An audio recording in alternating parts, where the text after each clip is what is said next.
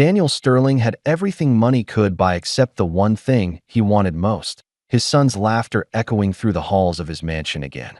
5-year-old Eli hadn't walked, spoken, or even smiled since the car accident that killed his mother and damaged his spine 2 years ago, leaving him frozen in a world where the best doctors in the world spoke in whispers about managing expectations and accepting reality.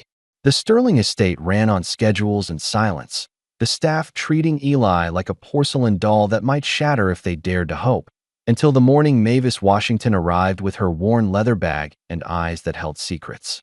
She was supposed to be just another maid, invisible and efficient, someone to dust the priceless art and polish the marble floors. But when she walked past Eli's room and saw him lying there like a bird with broken wings, something deep inside her stirred. They called her the help, but Mavis Washington was about to become the miracle nobody saw coming.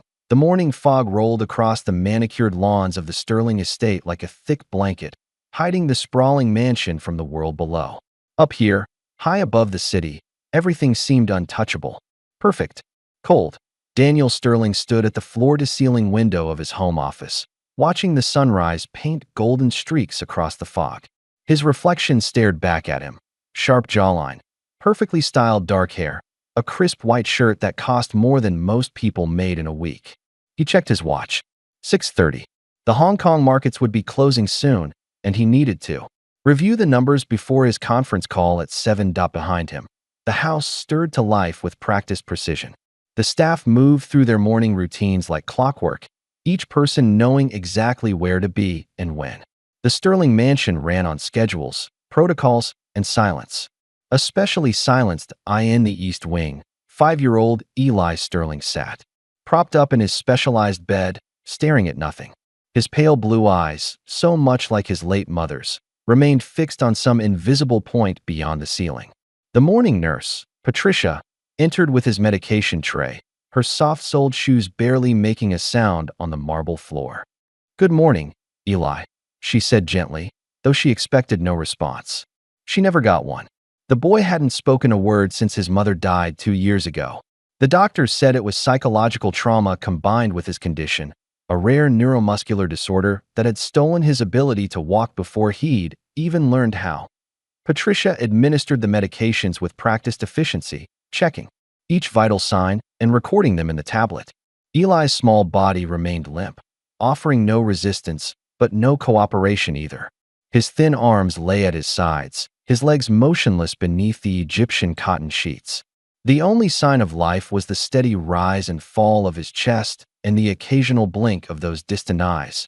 Down in the kitchen, the head butler, Charles Whitmore, supervised the breakfast preparations with military precision. He'd been with the Sterling family for 15 years, since before Mrs. Sterling's death, and he ran the household staff like a well-oiled machine. "The new maid arrives today," announced Caroline Fisher, the estate manager, as she entered the kitchen with her clipboard. Her gray hair was pulled back in a severe bun, and her black dress was pressed to perfection. "Some woman from the agency." Her references checked out, barely.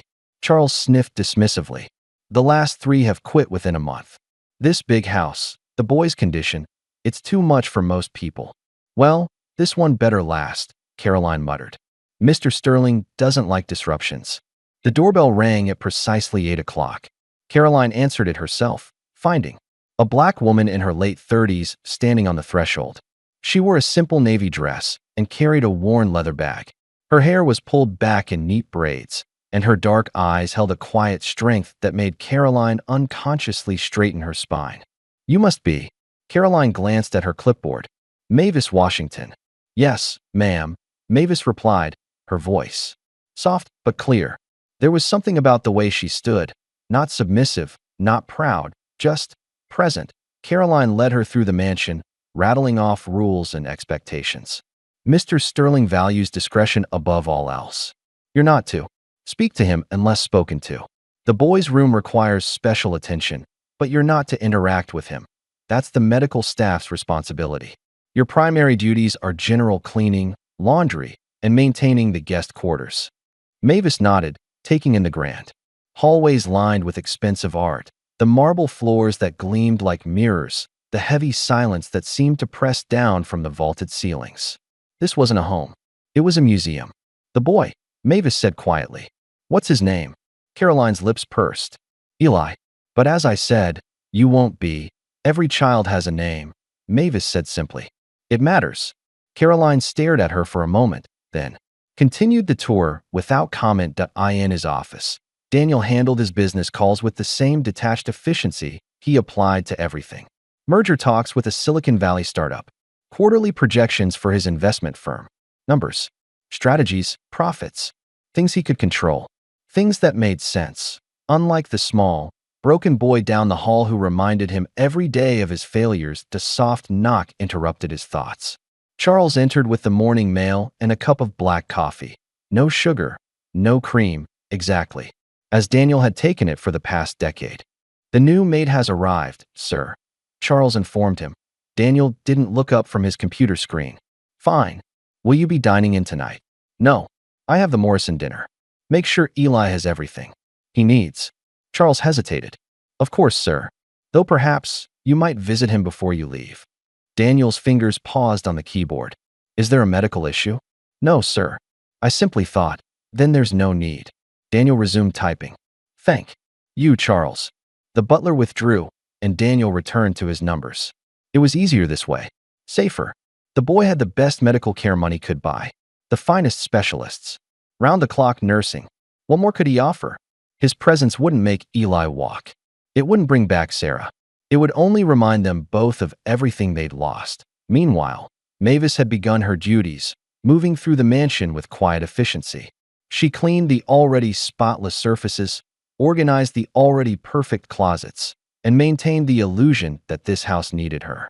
But as she worked, she listened. She observed. She noticed things. She noticed how the staff spoke about Eli in hushed tones, as if he were already gone. She noticed how they avoided his wing unless absolutely necessary.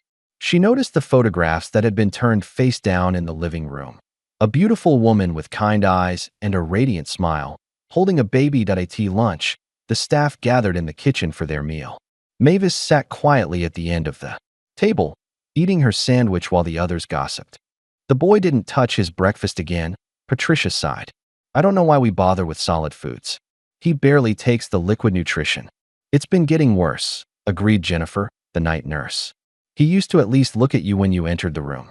Now it's like he's not even there. Can you blame him? Charles said quietly. No, mother. A father who can't bear to look at him, trapped in a body that doesn't work. What does he have to live for? Mavis set down her sandwich. May I ask how long it's been since someone sang to him? The table fell silent. Everyone stared at her. Caroline laughed, but it was sharp, mocking. Sang to him? This isn't a Disney movie, Miss Washington. The boy has severe neurological damage. He needs medical care, not lullabies. Music reaches places medicine can't, Mavis said simply. Stick to your cleaning, Caroline warned. And stay out of the boy's room unless specifically assigned there. That afternoon, while the household took its customary quiet hour, Daniel, in his office, the nurses on break, the other staff attending to various duties, Mavis found herself in the hallway outside Eli's room. The door was slightly open. She could see him lying there, still as a doll, staring at nothing. She shouldn't. She knew she shouldn't. But something pulled her forward. Mavis entered the room slowly, carefully. Eli didn't react to her presence. She didn't approach the bed, didn't touch anything medical. She simply stood near the window and began to hum. It was an old song her grandmother used to sing. Something about sunshine and morning glories. For a moment, nothing happened. Then, almost imperceptibly, Eli's eyes shifted. Just slightly. Just enough to glance in her direction. Mavis kept humming, soft and steady. She didn't move closer, didn't make any sudden movements. She just stood there, letting the melody fill the sterile silence. It's all right, baby, she said gently when the song ended. You don't have to do anything today. Just listen. From the hallway, Patricia watched in confusion. She'd been about to intervene, to remind this new maid of her place, but something stopped her. The way Eli had moved his eyes, she hadn't seen him do that in weeks. That evening, as Daniel prepared for his dinner engagement, Charles brought him the daily report on Eli's condition. Vitals stable. Medication administered on schedule. No significant changes, Daniel read aloud. The same report, every day? He signed it without looking up. There was one thing, Charles ventured. The new maid. She was humming near Eli's room. Patricia said he seemed to respond. Daniel's jaw tightened. I specifically said the staff is not to disturb him unnecessarily. Of course, sir. I'll speak to her. After Charles left, Daniel stood and walked to his bedroom to change for dinner. He had to pass Eli's room to get there. As always, he kept his eyes straight ahead, his steps quick and purposeful. But tonight, something made him pause. Through the crack beneath the door, he could see the soft glow of the nightlight. His son was in there. His boy, Sarah's boy, broken and unreachable. A constant reminder of Daniel's inability to protect the people he loved. He pressed his hand against the door for just a moment, then pulled it back as if burned. He couldn't. He just couldn't. Down in the staff quarters, Mavis unpacked her few belongings in her small room. She pulled out a worn photo album and opened it carefully. There, smiling back at her, was a young girl with bright eyes and Mavis's same gentle smile. The girl was in a hospital bed, but she was laughing at something off camera. Mavis traced the photo with her finger. I know you sent me here, baby girl, she whispered. I won't let him down like they let you down. The next morning arrived with unusual sunshine breaking through the typical fog. Mavis was up before dawn, already in the kitchen when the cook, Rosa, arrived to start breakfast. You're early, Rosa observed, surprised to find the coffee already brewing. Old habits, Mavis replied with a small smile. My grandmother always said the day begins when you greet it, not when it greets you. Rosa, a sturdy woman in her 50s who'd been with the Sterling family for 8 years, poured herself a cup. You'll burn out quick with that attitude here. This house, it takes from you. Only if you let it. Mavis said gently that as the staff began their morning routines. Mavis made an unusual request to Caroline. I'd like to clean Eli's room myself from now on, she said. Caroline looked up from her scheduling tablet, eyebrows raised. That's typically done on rotation to prevent attachment. I understand, but consistency might be good for him. Familiar faces, familiar sounds. You're a maid, not a therapist, Caroline said coldly. Besides, Patricia and Jennifer handle. I'm not asking to interfere with his medical care, Mavis interrupted quietly. Just to clean his space. To make it less. She looked around at the stark walls, the industrial medical equipment, clinical. Caroline was about to refuse when Charles walked in. What's this about? Miss Washington wants to personally handle the boys' room, Caroline said with clear disapproval. Charles studied Mavis thoughtfully. Mr. Sterling did say to ensure Eli has everything he needs. Perhaps a consistent cleaning schedule would be beneficial. Caroline's mouth tightened, but she nodded curtly. Fine, but any disruption to his medical care, and you're back to the guest quarters. Over the following days, Mavis began her quiet transformation of Eli's space. Nothing dramatic. Mr. Sterling would notice that. Just small things. She replaced the harsh white blinds with softer curtains that still let in light, but painted gentle shadows on the walls. She brought in a small radio and left it on a classical station, volume barely above a whisper. She arranged the medical supplies so they were less visible, tucked behind decorative boxes that looked less institutional, and she hummed. Always humming. Different songs each day, spirituals her grandmother taught her, pop songs from the radio. Made-up melodies that seemed to flow from somewhere deep inside her. Patricia began to notice changes. He's tracking movement better, she told Jennifer during their shift change.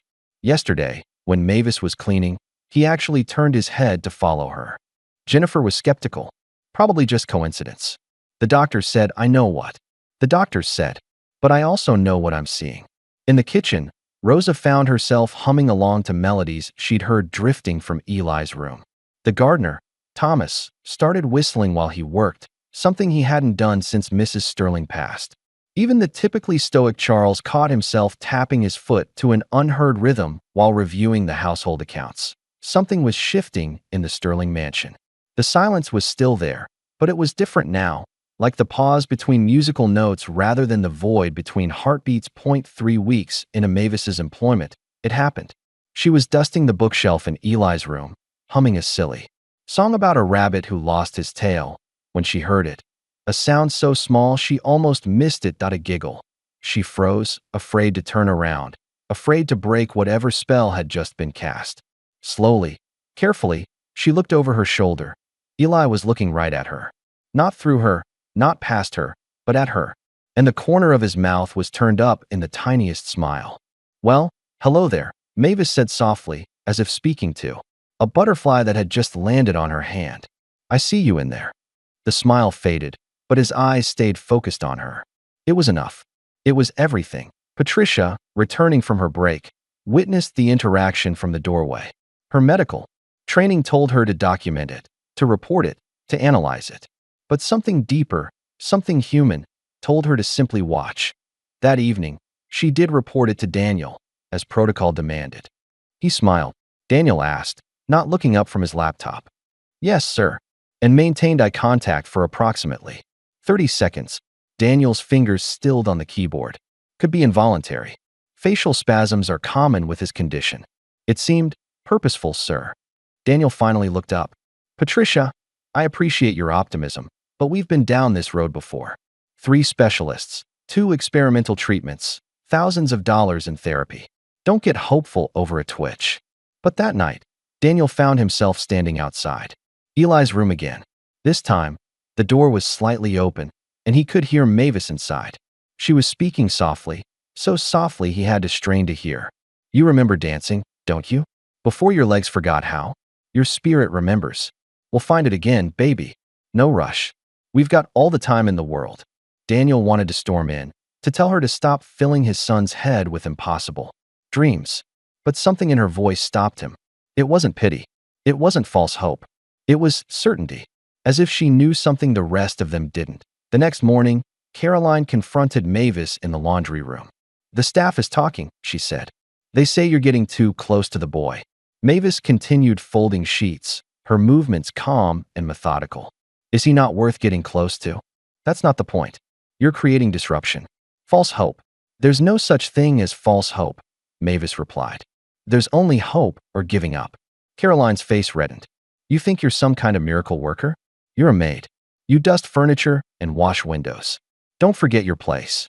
"I know exactly what my place is," Mavis said quietly. "Do you?" Before Caroline could respond, they heard a crash from upstairs. Both women ran toward the sound, finding Patricia in Eli's room, staring in shock at an overturned water pitcher on the floor.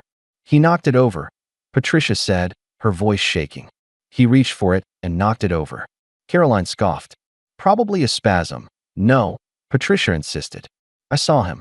He was trying to get it. He wanted the water." That afternoon, something even more remarkable happened.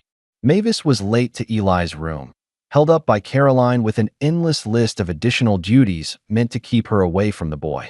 When she finally arrived, she found Eli's hand raised, finger pointing toward the door, pointing at her.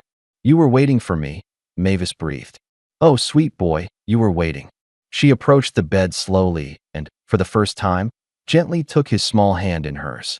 It was cold, fragile like a bird's wing, but she felt the slightest pressure. As his fingers curled around hers, from his office, Daniel watched the security monitor. He'd had cameras installed in Eli's room for medical emergencies, but he rarely looked at them. Today, something had compelled him to check. He saw Mavis holding his son's hand. He saw Eli's fingers moving, actually moving, to maintain the contact. He saw something on his son's face he hadn't seen in 2 years: peace. That night, Daniel called a staff meeting in the formal dining room. Everyone gathered: Charles, Caroline, Patricia, Jennifer, Rosa, Thomas, even Mavis, though she stood apart from the others.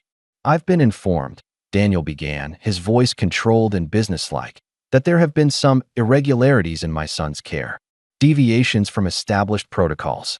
Caroline shot a triumphant look at Mavis. Daniel continued, "This house operates on order, discipline. We maintain professional boundaries for a reason. Eli's condition is serious, and his care requires medical expertise, not—" He paused, his eyes finding Mavis, "not fantasies." "Mr. Sterling," Patricia spoke up, surprising everyone. "With respect, sir, I've been caring for Eli for 18 months. What I've seen in the past 3 weeks, what you've seen," Daniel interrupted, "are coincidences, reflexes, nothing more." "Then explain this." Patricia pulled out her phone and showed a video. It was Eli, clear as day, laughing, actually laughing, as Mavis did a silly dance with a feather duster. The room went silent. Daniel stared at the screen, his face unreadable. "Delete that," he said quietly. "Sir, delete it." His voice was harder now. "We don't create false narratives. We don't. We don't torture ourselves with what we wish was true." He stood abruptly. "Everyone back to your duties." And Miss Washington, Mavis looked up at him. "Keep your interactions with my son to the absolute minimum required for your job." "A.M. I clear. Crystal clear, Mr. Sterling," Mavis replied. But there was something in her eyes that said this wasn't over. As everyone filed out, Daniel remained in the dining room alone. He pulled out his phone and looked at a photo he kept hidden in a locked folder. Sarah, radiant and laughing, holding baby Eli up in the air. The boy's legs were kicking, his face bright with joy. "I'm protecting him," Daniel whispered to the photo. "I'm protecting him from hoping for things that can't happen." But even as he said it, he wondered who he was really protecting. Later that night, after the house had settled into its nighttime quiet, Mavis slipped into Eli's room one more time. The boy was awake, staring at the ceiling. "Your daddy's scared," she whispered, sitting in the chair beside his bed. "He's so scared of losing you that he's already let you go. But I see you fighting in there. I see you remembering who you are." She pulled out her photo album, showing him the picture of her daughter. "This was my Grace. The doctors said she'd never wake up, said her brain was too damaged. But I knew better. I sang to her every day, talked to her, loved her awake. And you know what? She came back to me. For 3 beautiful months, she came back." Tears rolled down Mavis's cheeks. She died anyway. But those 3 months she was alive. Really alive. And that's all any of us can ask for, isn't it? To be truly alive, even if it's just for a moment. Eli's hand moved slightly, his fingers brushing against the photo. "That's right." Mavis smiled through her tears. "You understand. You're going to show them all, aren't you? You're going to show them what it means to fight for every single moment." The morning after Daniel's staff meeting, the Sterling mansion felt different.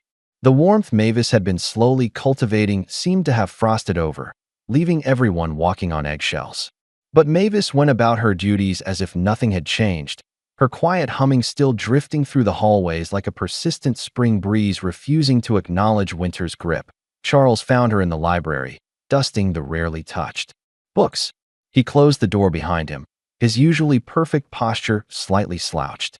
"Miss Washington," he began formally, then seemed to reconsider. "Mavis, you need to be careful." She continued dusting, not looking at him. "I'm always careful. Mr. Whitmore. You know what I mean. Mr. Sterling is not a man who tolerates defiance. And Caroline," he paused, "she's already lodged a formal complaint with the agency that placed you." Now Mavis did turn. "For what? Doing my job too well. For overstepping boundaries. For giving false hope to a grieving father." "Is he grieving?" Mavis asked quietly. "Or is he hiding?" Charles was quiet for a moment. "I've worked for this family for 15 years. I watched that boy come into this world. I watched his mother leave it. And I've watched his father die a little more each day since. Don't make this harder than it needs to be." "Harder for who?" Mavis asked. "For Mr. Sterling? For you? Or for that little boy upstairs who's been written off by everyone who's supposed to love him? That's not fair." "Fair?" Mavis set down her dusting cloth. "Was it fair when my Grace lay in that hospital bed and doctor after doctor told me to let her go? Was it fair when she proved them all wrong, only to leave anyway? Nothing about this is fair, Mr. Whitmore. But that doesn't mean we stop trying." Before Charles could respond, the library door opened. Daniel stood there, dressed in an impeccable charcoal suit, his expression unreadable. "Charles, I need you to review the arrangements for tomorrow's investor dinner." "Mavis." He paused, his eyes meeting hers for the first time since she'd arrived. "My office." Now, the walk to Daniel's office felt like a march to execution. Mavis had seen the space from the hallway, all glass and steel, overlooking the grounds, as cold and imposing as the man who occupied it. "Sit," Daniel said, gesturing to a chair across from his massive desk. Mavis sat, her hands folded in her lap, her back straight. Daniel remained standing, looking out the window. "Do you know what it's like to lose everything that matters?" "Yes," Mavis answered simply. He turned, perhaps surprised by her directness. "Then you should understand why I can't." Why I won't. Let my son believe in impossibilities. With respect, Mr. Sterling, the only impossibility is a life without hope. Daniel's jaw clenched. Hope? Hope is what I had when the first specialist said Eli might walk with therapy. Hope is what I had when we tried the experimental treatment in Switzerland. Hope is what killed my wife. Mavis's eyebrows rose slightly. Daniel continued, his control slipping. She hoped so hard, believed so completely that Eli would get better, that she ignored her own symptoms. The cancer spread while she was focused on his physical therapy. By the time she admitted she was sick, it was too late. So don't talk to me about hope, Miss Washington. Hope is a luxury I can't afford. Hope didn't kill your wife, Mavis said gently. Cancer did. And fear is killing your son. Daniel slammed his hand on the desk. How dare you? I dare because somebody has to. Mavis stood, matching his intensity. That boy is reaching for something, Mr. Sterling. He's trying. And every time you walk past his room without going in, every time you treat him like he's already gone, you're telling him it's not worth the effort. Get out, Daniel said quietly, dangerously. Fire me, if you want, Mavis said, heading for the door. But it won't change what's happening. Your son is waking up. The question is whether you'll be there when he does. She left, closing the door softly behind her. Daniel sank into his chair, his hands shaking slightly. He pulled open his desk drawer and took out a small video player, one he'd hidden there years ago. On the screen, a younger version of himself pushed a laughing Eli on a swing while Sarah filmed. Higher, Daddy, the boy's voice rang out. Higher, any higher, and you'll fly away. Past Daniel laughed. Then fly with me. Eli giggled. Daniel shut off the video, burying his face in his hands. That afternoon, during physical therapy, something remarkable happened. Marcus, the therapist, was going through the usual range of motion exercises when Eli suddenly resisted. Whoa, Marcus said, surprised. Patricia, are you seeing this? Patricia rushed over. Eli was pushing back against Marcus's hands, trying to move his legs himself. Get Mavis, Patricia said quickly. But Mr. Sterling said, get her. When Mavis entered, Eli's efforts doubled. His little face scrunched with determination, and slowly, incredibly, his right leg bent at the knee. Just a few degrees, but it was voluntary movement. That's it, baby, Mavis said softly, moving closer. You show them what you can do. Marcus was frantically taking notes. This is, in 6 months of therapy, he's never. How? He just needed a reason, Mavis said, gently placing her hand on Eli's foot. The boy's eyes locked onto hers, and he bent his knee again, more this time. From the doorway, Caroline watched with narrowed eyes. She pulled out her phone and typed a quick message. That evening, while Daniel was at yet another business dinner, Mavis found something that changed everything. She was organizing the storage room when she discovered a box of old home videos, labeled in feminine handwriting, Eli's first years. She shouldn't watch them. She knew that. But something compelled her to wheel the old TV from the storage room into the staff break room and insert a tape. The screen flickered to life, showing a much younger, happier Daniel playing with baby Eli. But what struck Mavis most was the boy himself, crawling, pulling himself up on furniture, taking wobbly steps with Sarah's encouragement. He walked. Mavis breathed. He walked before the accident, Rosa said from behind her. The cook had been watching from the doorway. You didn't know? Mavis shook her head. Rosa sat down heavily. Car accident. Eli was 3. Mrs. Sterling was driving him to a play date when they were hit by a drunk driver.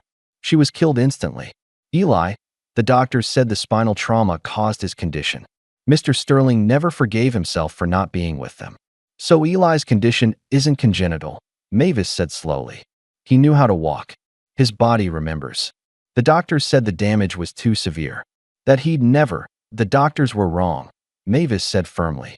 She ejected the tape and stood. Where's Mr. Sterling's dinner tonight? The Morrison Hotel, but you can't. Mavis was already gone. She left the video playing on Daniel's desk with a simple note. Your son remembers. Do you? When Daniel returned home near midnight, he found the video. Waiting. He almost threw it away, but something made him watch. And watch again. And again. The boy on the screen was so alive, so vibrant. Running, jumping, dancing. The same boy who now lay still as stone down the hall. Daniel walked slowly to Eli's room. For the first time in months, he went inside. Eli was awake, staring at the ceiling as always. "Hey, buddy," Daniel said awkwardly, standing at the foot of the bed. I'm sorry I haven't been here. I'm sorry for a lot of things." Eli's eyes shifted slightly, finding his father's face. Daniel moved closer, sitting in the chair Mavis usually occupied. "Your mom would be so angry with me. She always said you were a fighter. Said you got that from me, but I think you got it from her." A tear rolled down Daniel's cheek. "I'm scared, Eli. I'm so scared of losing you too that I already lost you, didn't I?" Eli's hand moved slightly, fingers uncurling. Daniel reached out hesitantly, then took his son's small hand in his. "I'm sorry. I'm so sorry." They stayed like that until Daniel fell asleep in the chair, still holding Eli's hand. That's how Mavis found them the next morning. The morning rain drummed against the windows of the Sterling mansion, creating rivulets that raced down the glass like tears of joy. Mavis stood in the kitchen, preparing Eli's breakfast tray with special care. She'd noticed he'd been watching her more intently lately, his eyes following every movement with a focus that hadn't been there before. Rosa hummed along to the radio while kneading bread dough, something she'd started doing since Mavis arrived. The kitchen, once silent except for the clink of dishes, now held warmth. "Mr. Sterling stayed in Eli's room all night," Rosa mentioned casually. "Charles found him there this morning, still in his suit from yesterday." Mavis smiled softly. Sometimes the first step is the hardest. Speaking of steps, Patricia rushed into the kitchen, her face flushed with excitement. "You have to come. See this. Now." They hurried to Eli's room where Marcus, the physical therapist, was setting up his equipment. Daniel was there too, having changed into casual clothes. The first time anyone had seen him in anything but a suit in years. "Show them what you did, Eli," Marcus encouraged. The boy looked at Mavis, then at his father. With visible effort, he lifted his right leg off the bed. Not much, maybe 2 inches, but it was completely voluntary. "That's wonderful, baby," Mavis said, her eyes shining. Daniel knelt beside the bed. "That's amazing, son. Can you do it again?" Eli's face scrunched with concentration, and he lifted his leg again, holding it for a few seconds before letting it drop. The room erupted in quiet celebration. Patricia was crying. Marcus was frantically documenting everything. Daniel looked like he might collapse from the emotion of it all, but Mavis noticed something else. Eli's eyes were fixed on the window where the rain was creating patterns on the glass. His hand moved slightly, fingers wiggling as if trying to mirror the raindrops dance. "He wants to play," she said softly. Everyone turned to look at her. "The rain. He wants to play in the rain." "That's not possible," Caroline said. From the doorway, having heard the commotion. "He's medically fragile. He could catch pneumonia. A few minutes won't hurt," Daniel said, surprising everyone. "Get him ready." 20 minutes later, bundled in warm clothes, Eli was carried out to the covered patio where he could feel the mist from the rain. Daniel held him carefully while Mavis stood nearby with towels, and then it happened. Eli laughed, not a small giggle or a brief chuckle, but a full, belly-deep laugh as the rain mist touched his face. The sound was so pure, so unexpected, that everyone froze. Again, the word was barely a whisper, hoarse from disuse, but it was unmistakably Eli's voice. Again, Daniel's legs nearly gave out. "Did he just—" He spoke, Patricia gasped, fumbling for her phone to record. "He actually spoke." Daniel spun gently with Eli in his arms, both of them laughing now as the rain misted around them. Mavis watched with tears streaming down her face, her hand pressed to her heart. From the window, Caroline watched too, her expression unreadable. She turned away and made another phone call. That afternoon, while Eli napped exhausted but happy, Mavis was organizing his closet when she heard him stirring. She turned to find him awake, looking at her with those intense blue eyes. "Stay," he whispered. "I'm not going anywhere, baby," she assured him. He shook his head slightly. "Stay here." His hand patted the bed beside him. Mavis glanced at the door. She knew she shouldn't, knew Caroline would have her fired if she found out. But how could she deny him? She sat on the edge of the bed, and Eli immediately scooted closer, his movement still limited but determined. He reached for her hand and held it with surprising strength. "Sing," he asked. Mavis sang. She sang the old spirituals her grandmother taught her, The lullabies she'd sung to Grace, new songs she made up on the spot. And as she sang, something miraculous happened. Eli pulled himself up. Using Mavis's arm for support, he pulled himself to a sitting position. His legs dangled over the edge of the bed, and with enormous effort, he placed his feet on the floor. Eli, baby, be careful, but he wasn't listening. His face was set with determination that reminded her painfully of Grace in her final days. That fierce need to prove everyone wrong, to live while there was still time. Eli pushed himself forward, his legs shaking, and for one incredible moment, he stood. His knees buckled immediately, and Mavis caught him, both of them falling back onto the bed. I did it, Eli whispered against her shoulder. I stood up. You sure did, baby. You sure did. Don't tell, he said, his voice stronger now. Surprise. Daddy. Mavis pulled back to look at him. This boy, written off by every specialist, given up on by his own father, was planning surprises. It'll be our secret, she promised. Over the next few days, while maintaining the appearance of normal routine, Mavis worked with Eli in secret. She'd position his wheelchair just far enough from the bed that he'd have to take a step to reach it. She'd, accidentally, leave his favorite toy on the dresser, encouraging him to stretch and reach. Daniel, meanwhile, had undergone his own transformation.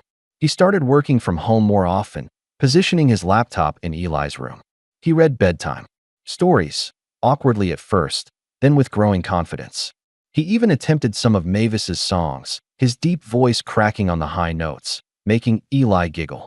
You're different, Charles observed one morning, finding Daniel in the kitchen, actually eating breakfast instead of just grabbing coffee. Am I? Daniel asked, but he was smiling, something Charles hadn't seen in years.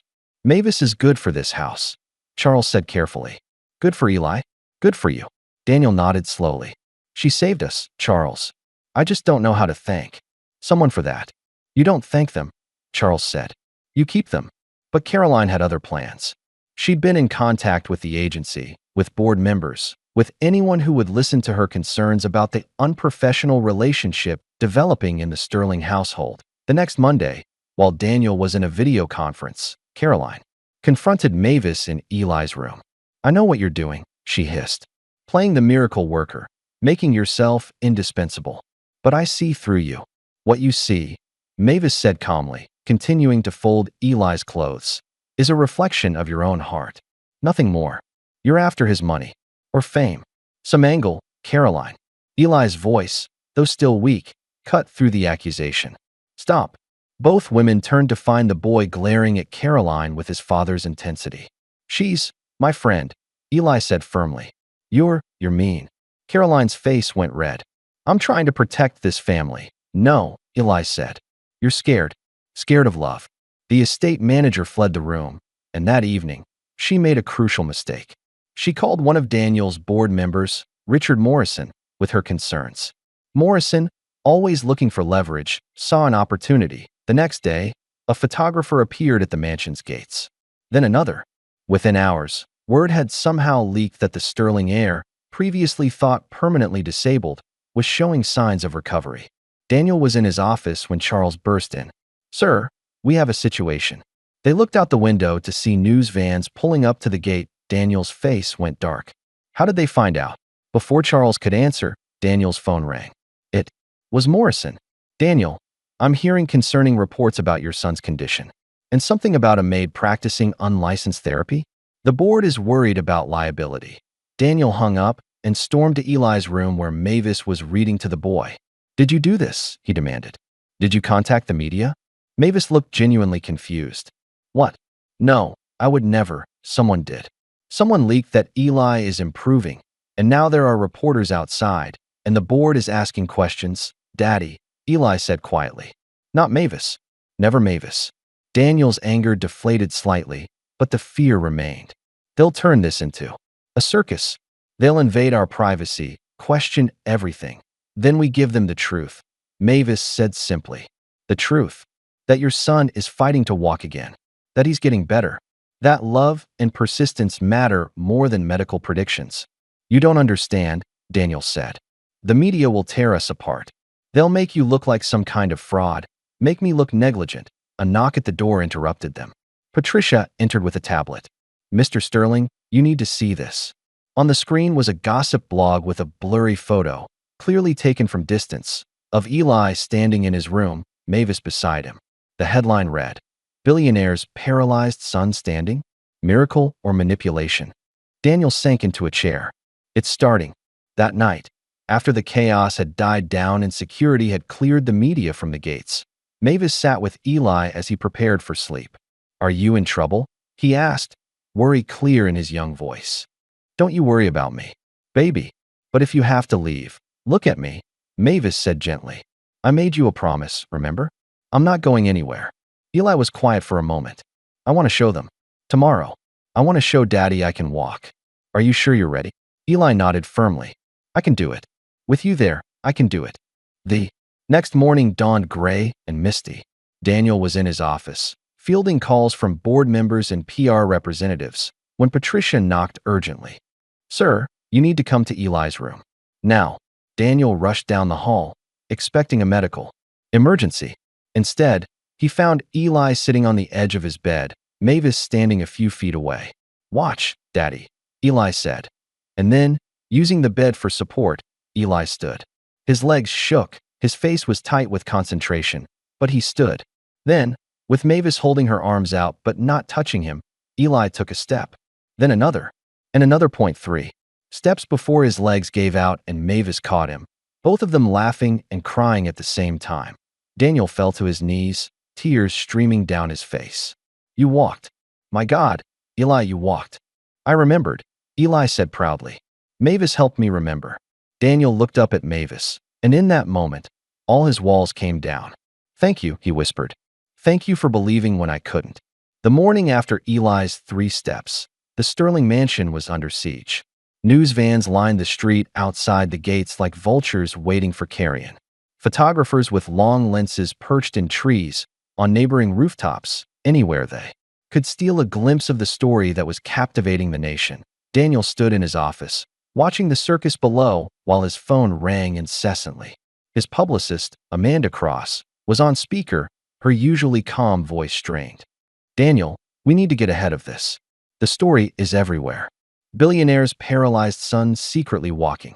Some outlets are calling it a miracle, others are suggesting you've been hiding his recovery for tax benefits." "Tax benefits?" Daniel's voice was incredulous. "My son's health is not a tax strategy. I know that, but the public doesn't. And there's another angle developing.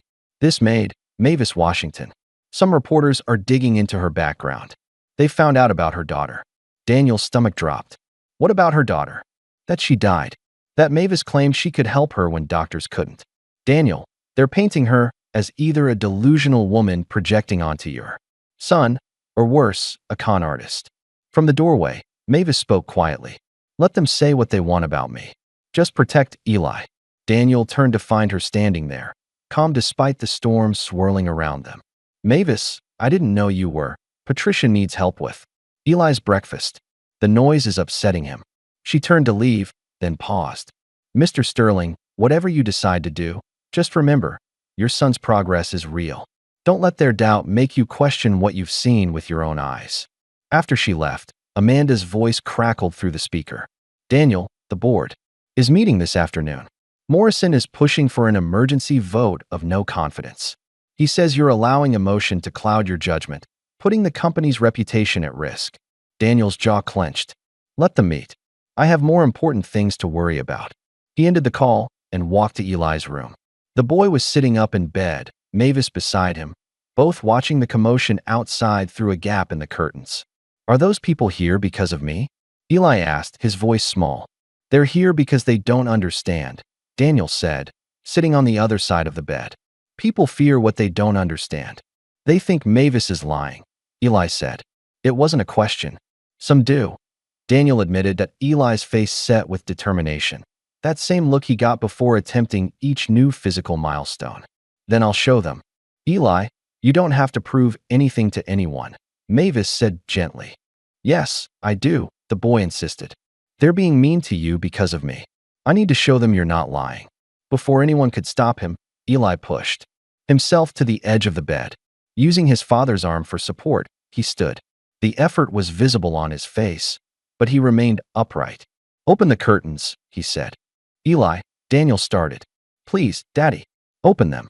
Daniel exchanged a look with Mavis, then slowly pulled the curtains aside.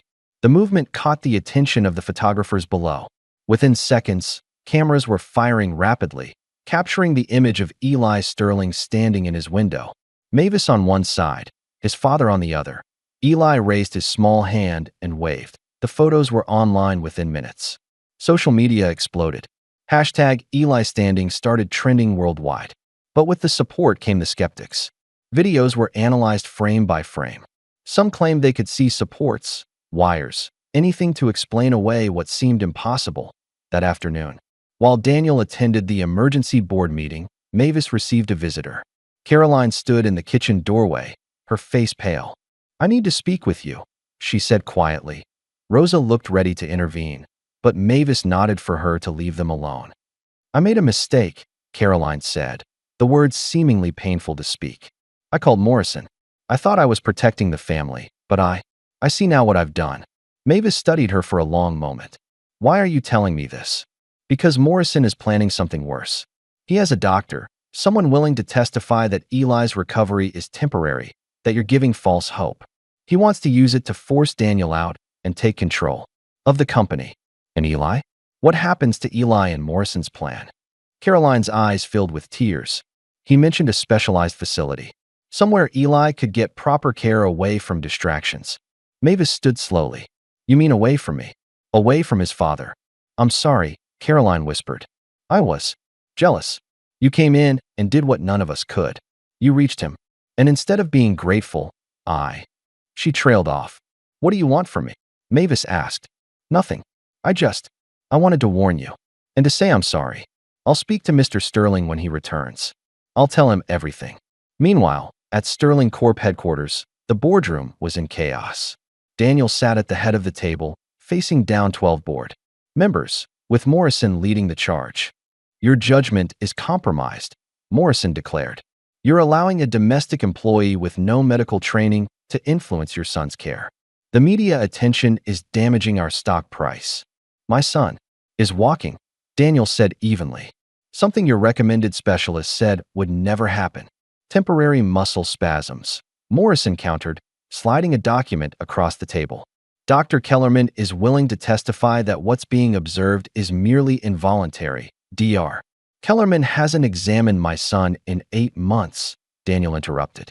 "Because you refused further consultations after taking the advice of a maid." Morrison's face was red. "Daniel, we've been friends for 20 years. But this has to stop. Either you remove this woman from your home and get Eli proper care, or we'll have no choice but to remove you as CEO." Daniel stood slowly. "You want to remove me? Fine. But understand this. I will fight you with every resource I have. And when the media learns that this board tried to separate a recovering child from the person helping him heal, just to protect stock prices?" He smiled coldly. "Well, Morrison, I think you know how that story ends." He walked out, leaving the board in stunned silence. When Daniel arrived home, he found his front lawn transformed. Hundreds of people had gathered outside the gates, not reporters, but supporters. They held signs, "Let Mavis stay," "Love heals," "Team Eli." Some were parents of children with disabilities. Others were nurses, caregivers, people who understood that medicine wasn't always about degrees and certificates. Charles met him at the door. "Sir, it's been like this for hours." They started arriving after Eli waved from the window. Daniel made his way to Eli's room, where he found Mavis helping the boy with his exercises. Eli was standing between parallel bars Marcus had brought, taking slow, deliberate steps. 7 steps, Daddy," Eli announced proudly.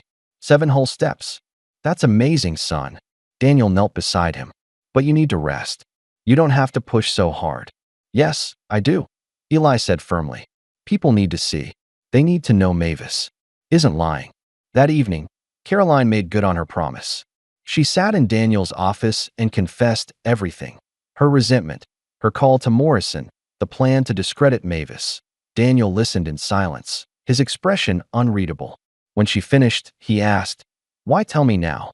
"Because I watched that little boy stand up for someone he loves," Caroline said, tears flowing freely.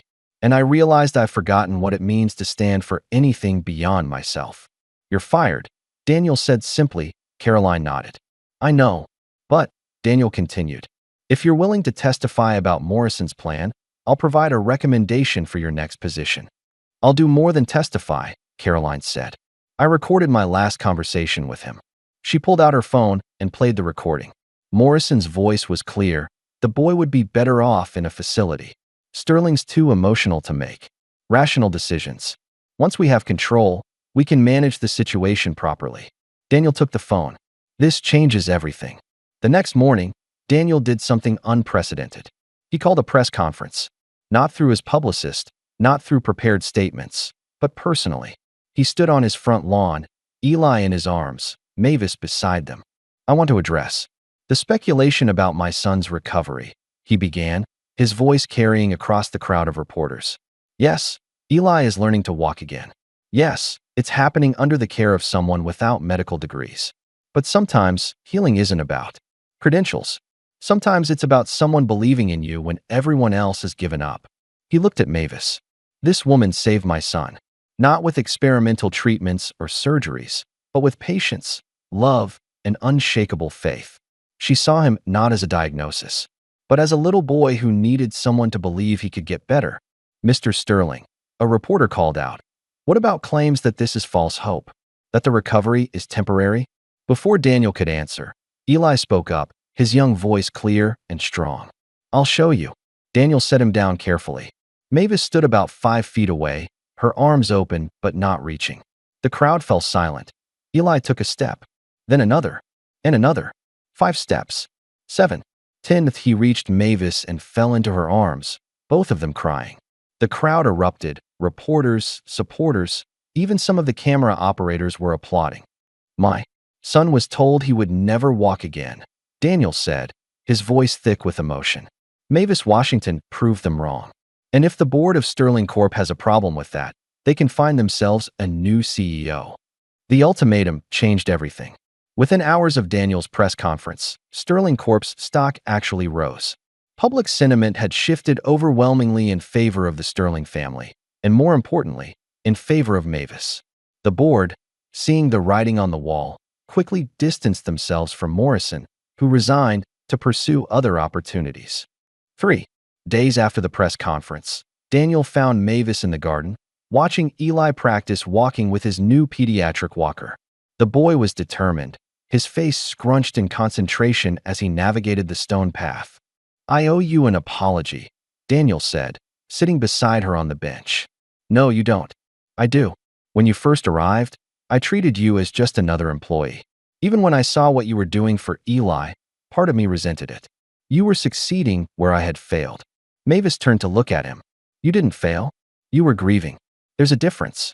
You lost your daughter, but you didn't stop believing in the possibility of healing. I had to believe, Mavis said softly, because if I stopped believing, then her fight meant nothing. Grace taught me that the measure of a life isn't in its length, but in its depth.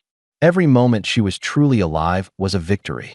They watched as Eli reached the fountain, laughing as he touched the cool water. I have a proposition, Daniel said. I want you to stay, not as a maid, not as an employee, but as part of Eli's care team. Officially, with a salary that reflects your true value to this family. Mavis was quiet for a moment. I have conditions. Name them. First, I come and go as Mavis Washington, not as the help or the miracle worker or any other label people want to put on me. Second, we transform this house. No more sterile rooms and silent hallways. Eli needs life around him, laughter, music. Third, we open our doors to other families.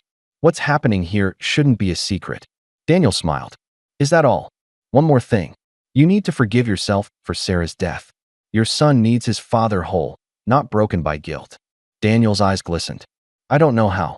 The same way Eli learned to walk again, Mavis said. One step at a time. Over the following weeks, the Sterling mansion underwent a transformation. The clinical equipment was replaced with more child-friendly versions. Eli's room was painted in bright blues and greens, his choice. Music played throughout the house. Rosa taught Eli to make cookies, getting flour everywhere and loving every minute of it. Thomas, the gardener, built a small, accessible garden where Eli could plant flowers from his wheelchair. Charles, the once stoic butler, could often be found reading stories to Eli, doing different voices for all the characters. Even Patricia and Jennifer, the nurses, relaxed their rigid protocols, understanding that joy was as important as medicine. Caroline, before leaving for a position at a nonprofit serving special needs children, stopped by one last time. She found Mavis in Eli's room, helping him with his exercises. "I wanted to say goodbye," she said awkwardly. "And to thank you." "For what?" Mavis asked. "For showing me what really matters. I spent so many years focused on order, on control, that I forgot about compassion." She knelt beside Eli. "I'm sorry I wasn't kinder to you, little one."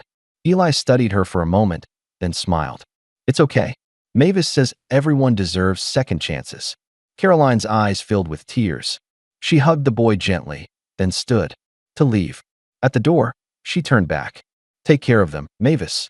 They need you. We need each other." Mavis corrected point one afternoon. Daniel came home early from work to find Eli in the living room, standing at the coffee table, drawing. No walker, no support, just standing. "How long has he been doing that?" Daniel asked Mavis, who was watching from the couch. "About 10 minutes. He wanted to make you a picture." Eli looked up, beaming. "Daddy, look." He held up the drawing, 3 stick figures holding hands, with a big sun above them. "That's us," Eli explained. "You, me, and Mavis. Our family." Daniel and Mavis exchanged a look. The word hung in the air, family. "Eli," Daniel said carefully, "Mavis has her own life, her own." "No," Eli interrupted with 5-year-old certainty. "She's family. She stays." That evening, after Eli was asleep, Daniel found Mavis on the terrace, looking out at the city lights below. "He's right. You know," Daniel said. "You are family. This house was just walls and silence before you came. Now it's a home." "Mr. Sterling, Daniel." "Please, just Daniel." "Daniel," Mavis said softly. "I care about Eli deeply, and I'm grateful for everything you're offering. But I need you to understand, I'm not trying to replace Sarah. I'm not trying to be something I'm not." "I know," Daniel said. "You're being exactly who you need to be, who we need you to be." They stood in comfortable silence for a moment before Daniel spoke again. "I've been thinking about your idea, opening our doors to other families. What if we did more than that? What if we created a center? A place where children with neurological conditions could receive both medical care and the kind of emotional support you provide." Mavis turned to him, eyes bright. "You mean it? We could build it on the east side of the property. Hire staff who understand that healing is about more than medicine. You could train them, show them what you've shown us."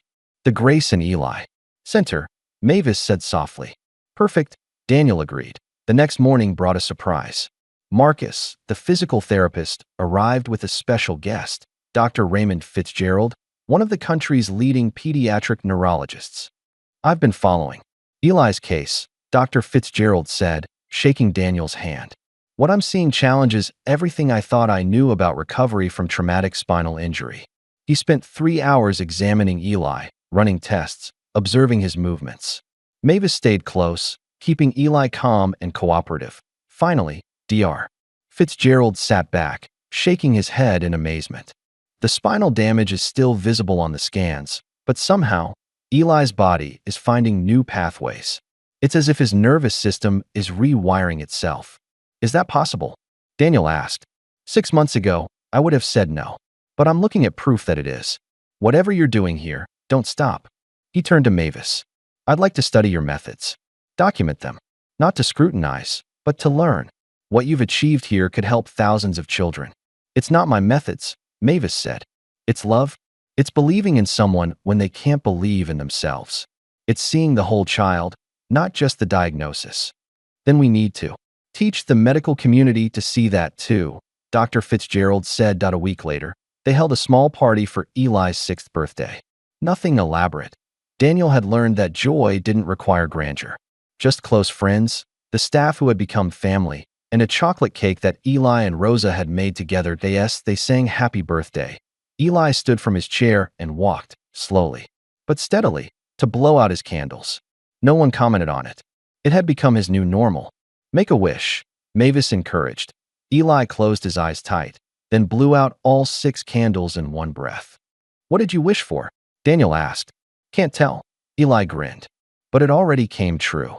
That night, Daniel found a letter on his desk. It was from Mavis. "Daniel, 6 months ago, I came to this house looking for a job. I found a purpose. You've asked me to stay, to be part of Eli's life, part of your lives. My answer is yes, but I need you to know why. It's not because of the salary or the title or even the center we're planning to build. It's because in Eli, I see Grace's spirit living on. In you, I see a father who learned that strength isn't about standing alone, but about knowing when to accept help. You asked me once what I saw when I looked at Eli. I saw a boy who needed to remember he could fly. But what I didn't tell you was what I saw when I looked at you. I saw a man who needed to remember he could love without fear. Thank you for letting me be part of this journey. Thank you for trusting me with your son. Thank you for becoming the family I thought I'd lost forever. With love and gratitude, Mavis." Daniel wiped his eyes and walked to Eli's room. The boy was asleep, one hand clutching a photo Mavis had given him of all 3 of them at the press conference. Daniel kissed his forehead gently. "Sweet dreams, my brave boy." He whispered that he found Mavis in the kitchen, preparing Eli's supplements. For the next day, "I read your letter," he said simply. She looked up, vulnerable for the first time since he'd known her. "Stay," he said. "Not for a year or until Eli's better. Stay for good. This is your home now. We're your family now." Mavis's eyes filled with tears. "You don't know what you're asking." "Yes, I do. I'm asking you to help me raise my son. I'm asking you to help us heal. I'm asking you to be what you already are, the heart of this home." Before Mavis could respond, they heard a voice from the doorway. "Mavis." Eli stood there in his pajamas, wobbling slightly, but standing on his own. "Are you staying forever?" Mavis walked to him and knelt down, taking his small hands in hers. "What do you think, baby? Should I stay?" "Forever and ever," Eli said firmly. "Promise." Mavis looked up at Daniel, who nodded, his eyes pleading. "I promise," she said, pulling Eli into a hug. "Forever and ever." Daniel joined them, and for a moment, the 3 of them stood there in the kitchen, a billionaire who'd learned to feel again, a little boy who'd learned to walk again, and a woman who'd taught them both that miracles weren't about the impossible happening, but about never stopping believing it could. 6 months had passed since Mavis officially became part of the Sterling family. The mansion grounds were bustling with construction as the Grace and Eli Center took shape, a modern facility with bright, welcoming spaces where traditional medicine would meet the kind of compassionate care that had saved Eli. The boy himself was thriving. At 6.5 years old, he could walk unassisted for short distances, though he still used his walker for longer journeys. His laughter filled the house daily, and his progress continued to astound the medical professionals who visited regularly. It was a Thursday morning when everything changed. Daniel was reviewing architectural plans in his office when Charles entered, his face grave. "Sir, there's someone here to see you. Your former in-laws." Daniel's blood ran cold. He hadn't heard from Sarah's parents, Margaret and William Ashford, since the funeral. They'd been traveling abroad, grieving in their own way, completely absent from Eli's life. "Where are they?" "The formal living room, sir. They arrived with a lawyer." Daniel's jaw clenched. "Make sure Mavis keeps Eli in the playroom. I don't want him to see them until I know what this is about." The Ashfords looked older than Daniel remembered. Margaret's perfectly coiffed silver hair and designer suit couldn't hide the weariness in her eyes. William stood by the window, his attorney's posture rigid with purpose. "Margaret, William," Daniel greeted them coolly. "This is unexpected. We've been following the news," Margaret said, her voice sharp. "Imagine our surprise to learn from tabloids that our grandson is walking, that he's being cared for by some woman with no qualifications. Her name is Mavis Washington," Daniel said evenly, "and she's done more for Eli than any qualified professional ever did." William turned from the window. "We've also heard disturbing reports about your judgment, Daniel. Choosing this woman over your board of directors? Allowing your son to be exploited by media? Get to the point," Daniel said. Their lawyer, a thin man named Gerald Hoffman, stepped forward. "Mr. and Mrs. Ashford are petitioning for custody of Eli Sterling, citing parental negligence and emotional instability." Daniel felt the world tilt. "You can't be serious." "We're completely serious," Margaret said. You've allowed an untrained stranger to experiment on our grandson. You've put him at risk for what? A feel-good story. Eli is walking because of Mavis, Daniel said, his voice dangerously low. He's speaking, laughing, living because of her. He's being manipulated, William countered. This woman lost her own child and is clearly projecting her grief onto Eli. It's psychological abuse. You want to talk about abuse? Daniel stood, his control slipping. Where were you? Where were you when Eli couldn't speak? When doctors said he'd never walk? Where were you when he needed grandparents who believed in him? We were grieving our daughter, Margaret said coldly. Unlike you, who replaced her so quickly with this maid. Before Daniel could respond, a small voice came from the doorway. You're talking about Mavis. Everyone turned to see Eli standing there. No walker, just his own determination keeping him upright. Mavis appeared behind him, clearly having tried to stop him. I'm sorry, she said to Daniel. He heard voices and insisted. These are Mommy's parents, Eli said, looking at the Ashfords with those piercing blue eyes so like Sarah's. But Mommy wouldn't like what you're saying. Margaret's composure cracked. Eli, sweetheart, we're just trying to protect you. From Mavis? Eli took a shaky step forward. She saved me. When I was stuck inside myself, she found me. You don't understand, dear, William said. You're too young. I understand everything, Eli said firmly. You think Mavis tricked me into walking. But you're wrong. She just reminded me I could. The lawyer cleared his throat. Regardless of the child's feelings, the court will consider what's in his best medical interest. The court. Mavis spoke for the first time. You're going to drag this child through a custody battle? Make him choose between his father and his grandparents. The choice will be made for him, Hoffman said smoothly. By professionals who can objectively assess the situation. Then let them assess, Daniel said. Let them see Eli's medical records, his progress, the team of doctors who now study Mavis's methods. Let them see the truth. The truth, Margaret said bitterly, is that our daughter's memory has been erased from this house, replaced by her. That's not true. Eli's voice cracked with emotion. Mavis tells me about Mommy all the time. She helps me remember her. You're the ones who forgot. You left. The room fell silent.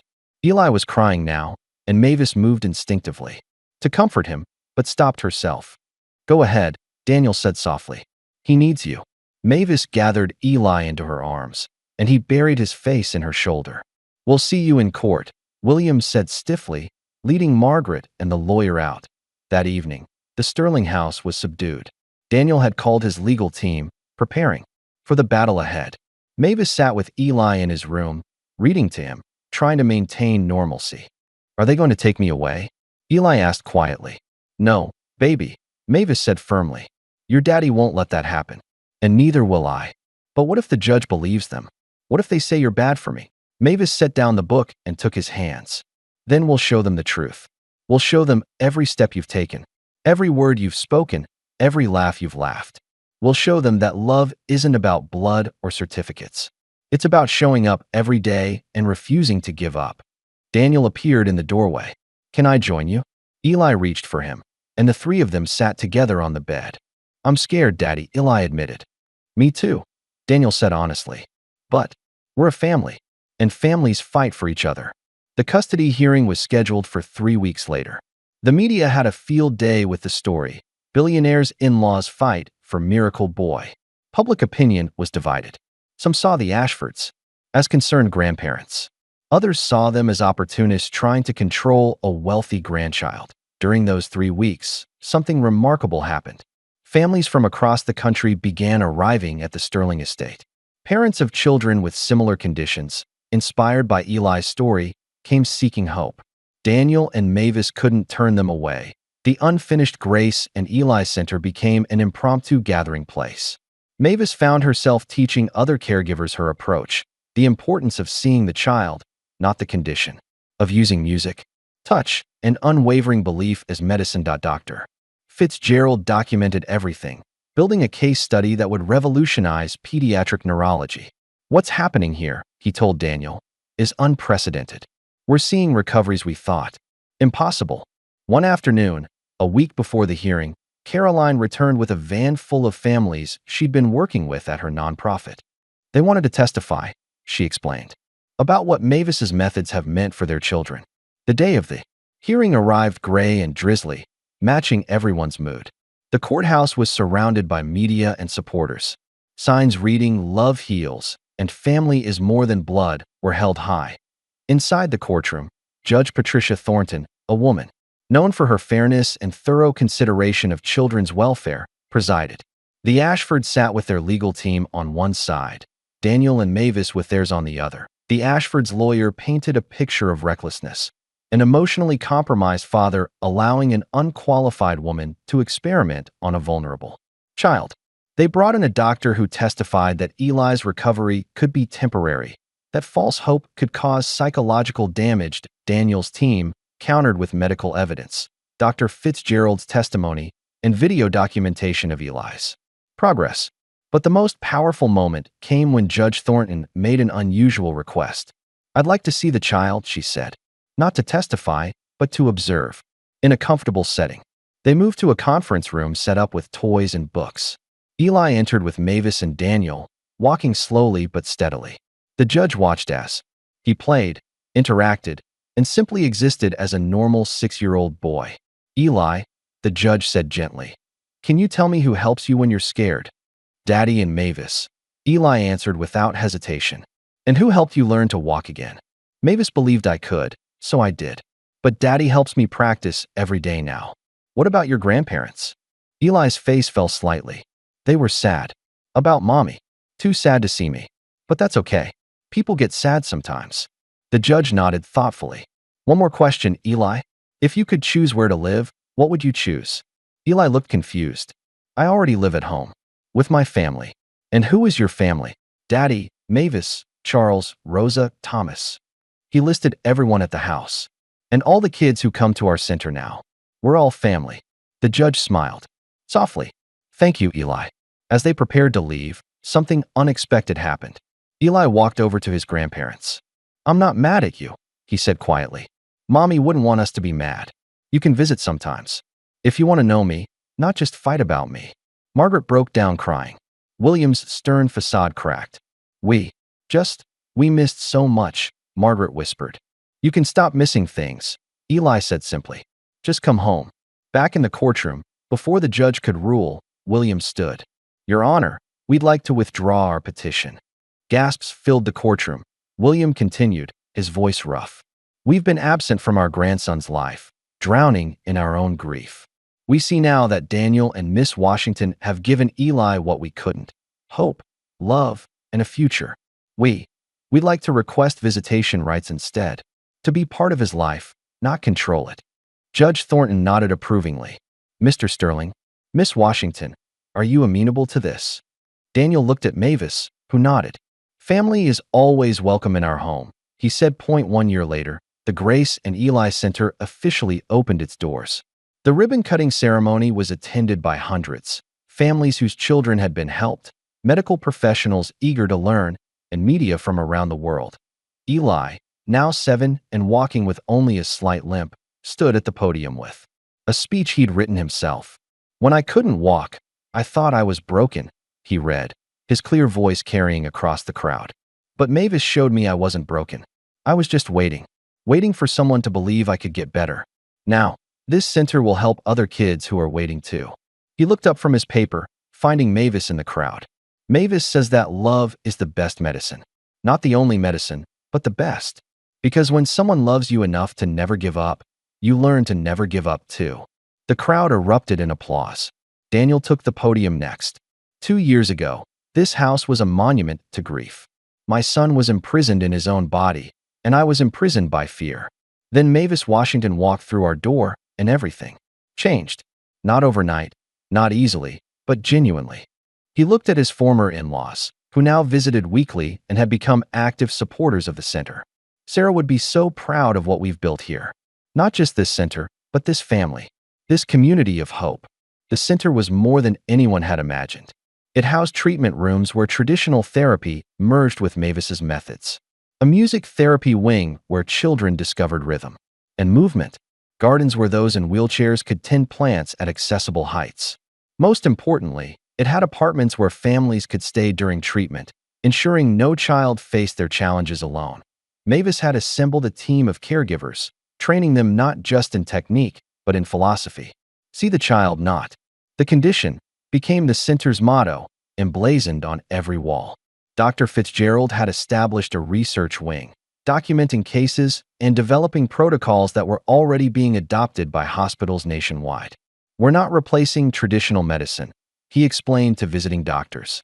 We're completing it. We're adding the human element that got lost in our pursuit of clinical perfection.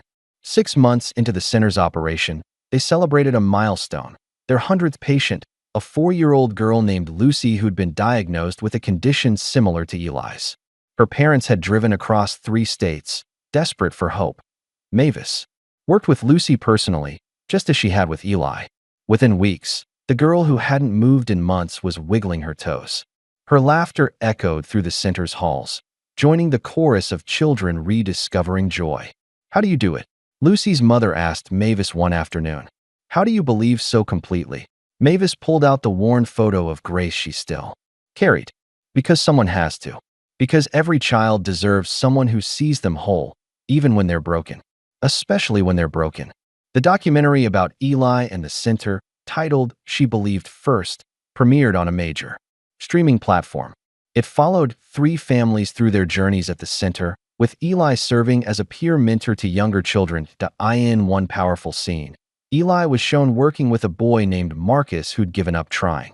I know it's hard, 7-year-old. Eli said wisely. But Mavis taught me something.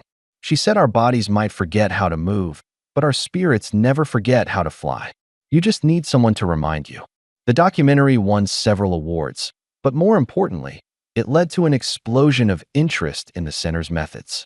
Medical schools began incorporating Mavis's approaches into their curricula. Insurance companies started covering complementary emotional therapy. One evening, as the sun set over the center, Mavis walked through the gardens. Many of the children were outside, some in wheelchairs, some walking with aids, some running freely. Their laughter created a symphony of hope.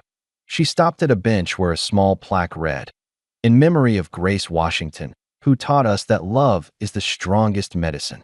Daniel found her there, as he often did at this time of day. "Eli's looking for you," he said, sitting beside her. "He wants to show you his science project." "A science project already? He's growing up too fast." "He is," Daniel agreed. "Thanks to you. Thanks to all of us," Mavis corrected. "It takes a village, remember?" They sat in comfortable silence, watching the children play. Margaret and William were here today, reading to a group of younger patients. Charles was teaching some older kids chess.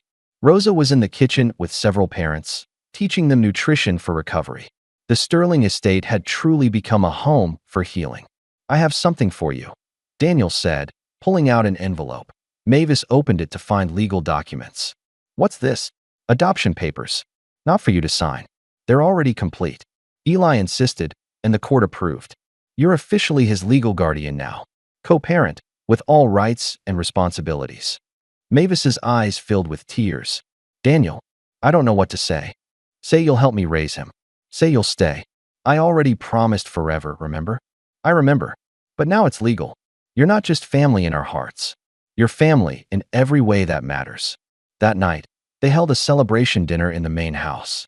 Eli sat between Daniel and Mavis, holding both their hands as Charles brought out a cake that read, "Family Forever."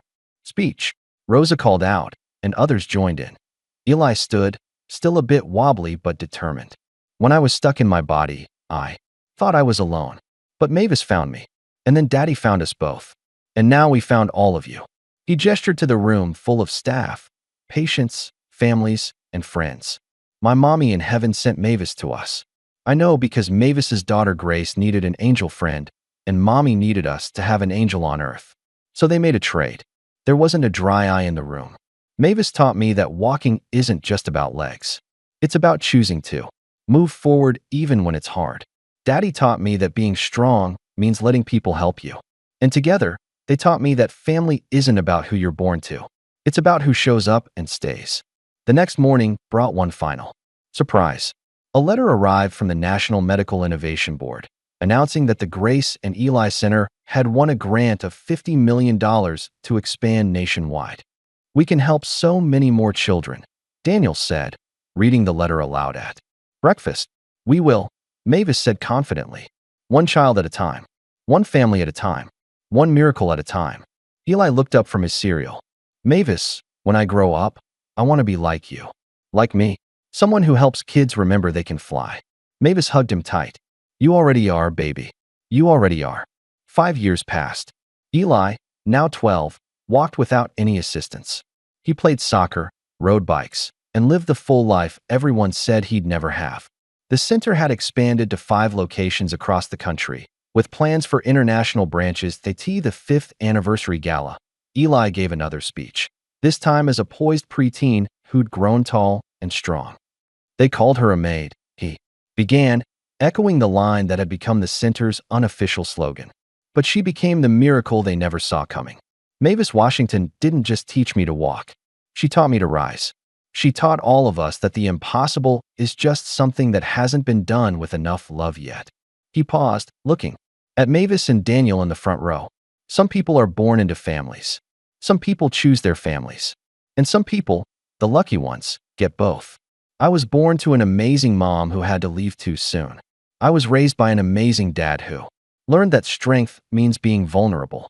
And I was saved by an amazing woman who showed me that love doesn't need a medical degree. The crowd rose in a standing ovation. Mavis stood too, tears streaming down her face as Eli walked to her, no trace of his former limitations. Thank you, he whispered in her ear as they embraced. For believing first. Thank you, she whispered back, for proving me right. As the celebration continued around them, Daniel joined their embrace. 3 souls who'd found each other in the darkness and chosen to walk toward the light together, the final scene of the documentary update showed them walking through the center's gardens at sunset. Daniel in the middle, Eli on one side, Mavis on the other. Eli was teaching a new patient how to take her first steps, his patience and encouragement echoing everything Mavis had taught him. The narrator's voice closed the film. They called her a maid. But Mavis Washington became something more, a mother, a healer, a revolutionary who changed how we see recovery. She reminded us that medicine isn't just about the body. It's about the soul. And when you heal the soul, the body remembers how to follow. The screen faded to black with one final message. The Grace and Eli Center has helped over 10,000 children rediscover movement, speech, and hope. Every child deserves someone who believes they can fly. In the credits, a photo appeared, Mavis, Daniel, and Eli at Eli's high school graduation, where he walked across the stage to receive his diploma. He would go on to study pediatric medicine, inspired by the woman who'd refused to let him disappear into his diagnosis. But that was the future. For now, in this moment, they were simply a family who'd learned that miracles aren't about the impossible happening. They're about never stopping believing it could. What would you have done if everyone told you to give up on someone you loved? Would you have the courage to believe when no one else did? If this story touched your heart, please like, subscribe, and hit that notification bell so you never miss another powerful story that reminds us all what it truly means to never give up on each other.